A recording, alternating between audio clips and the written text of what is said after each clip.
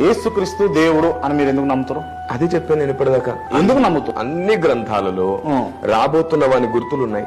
సహస్రనామాలు మీకు తెలుసు కదా, అందులో శ్రీ బ్రహ్మపుత్రాయ నమః అన్నారు, శ్రీ కన్యసుతాయ నమః అని అన్నారు. అంటే బ్రహ్మకు పుట్టువాడు అంటే తండ్రికి పుట్టువాడు అని అర్థం. ఇది అథర్వణ వేదంలో కూడా ఉంది. నేను దీనికి చాలా ఆధారాలు చెప్పాను. కన్యసుతాయ నమః అని అన్నారు, పంచగాయాయ నమః అన్నారు. ఆయన దేవునికి పుట్టాలంట, కన్యకకు పుట్టాలంట, పంచగాయాలు పొందాలంట. ఆయన వల్ల మనం మృత్యువుని జయిస్తామంట. ఇది శుక్లయజుర్వేదంలో కూడా ఉంది. దాన్ని అలాగే గుర్తించారు, అదే దర్శించారు.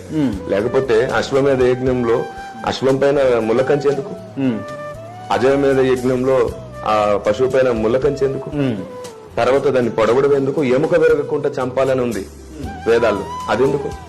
వీటి మీద నేను ఆల్రెడీ చాలా సందేశాలు చేశాను, వందల వీడియోస్ ఉన్నాయి.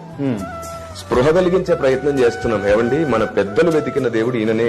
పరిశోధనలోనూ, ప్రార్థనలోనూ, వ్యక్తిగత అనుభవంలోనూ నేను అనుభవించాను. ఒక్కడే దేవుడు, నేను ఆయన్ని నమ్ముతున్నాను. మరి హైందవ్యం పట్ల మీకున్న అభిప్రాయం ఏమిటని మీరు నన్ను అడిగితే, సత్యాన్ని వెతకడానికి ప్రయాస చేసింది హైందవ్యం.